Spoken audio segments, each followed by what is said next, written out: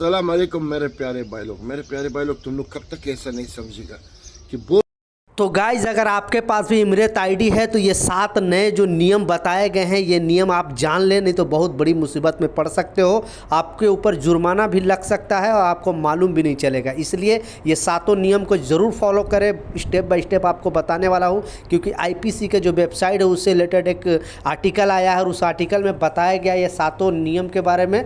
जैसा आपको मालूम है कि अगर आप यूएई में रहते हो तो जब तक नहीं आपका इमरत आईडी बनेगा तब तक आप काम नहीं कर सकते। पहले क्या होता था कि इमरत आईडी जब प्रोसेस में होता था तो आप उसके जो एक रिसीव मिलता है यानी एक पेपर मिलता था, उस पेपर के बिहार पे आप काम कर सकते थे। लेकिन गवर्नमेंट ने क्लियरली अपडेट जारी करके बताया था पहले ही कि ये जो चीज़ है आप नहीं कर सकते, कोई भी कंपनी नहीं आपसे करा सकती है और ना आप खुद कर सकते हो। तो ये जो 7 नियम है वो आप लाजिम जान लें। अगर आप यूएई के किसी भी स्टेट में काम कर रहे हो तो आपके लिए जानना बेहद ज़रूरी है। एक वर्कर के नाते प्लीज़ ये वीडियो ज़रूर शेयर कर देना, क्योंकि जो लोग नए हैं उनको पता नहीं होता है और बेचारे 2 पैसे कमाने आते हैं, फिर मालूम चलता है कि उनके ऊपर इतना जुर्माना लग गया।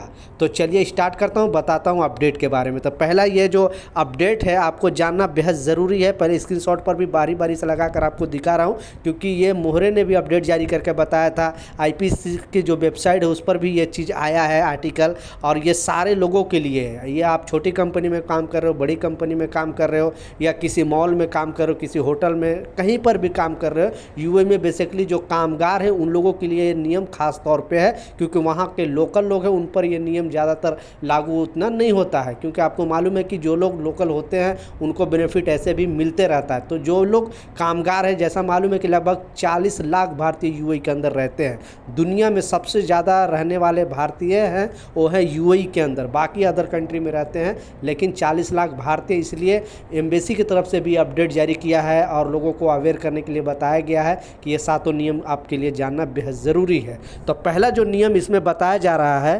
पंजीकरण और आईडी कार्ड जारी करने में देरी। अगर जो पंजीकरण करना है या आईडी कार्ड जारी करने में अगर देरी होती है तो प्रत्येक दिन के हिसाब से आप देख सकते हो, प्रत्येक दिन के हिसाब से आपको डेली का 20 दिरहम अधिकतम 1000 दिरहम तक जुर्माना लगाया जा सकता है। ये पहला नियम है, ठीक है।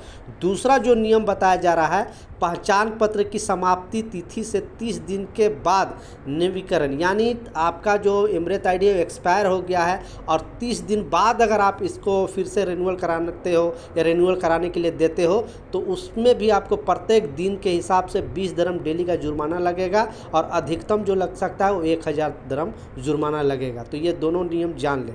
तीसरा जो इसमें बताया जा रहा है कि जब सेवा प्राप्तकर्ता गलत डेटा प्रदान करता है, यानी आपको जो चीज़ है आपने कोई गलत डेटा दे दिया, कोई भी डेट ऑफ बर्थ गलत दे दिया या वीज़ा में कोई भी आपने एडिट करके कुछ ऐसा करा दिया तो उसके लिए 3000 दिरहम तक का जुर्माना आप पर लग सकता है। इसलिए ये भी नियम जान ले, ये तीसरा नियम है।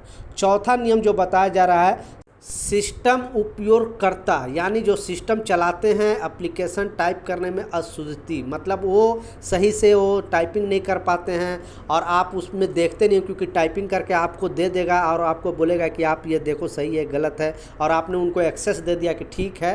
तो उसको अगर शुद्ध आपको कराना है, फिर से आपको चेंज कराना है, तो उसके लिए आपको 100 दिरहम जुर्माना लगाया जा सकता है और 100 दिरहम के बाद आपका जो अशुद्ध चीज़ है वो शुद्ध कर दिया जाएगा। पांचवा जो बताया जा रहा, कर्मचारियों को काम में बाधा डालना या उनके साथ सहयोग करने में असफल होना।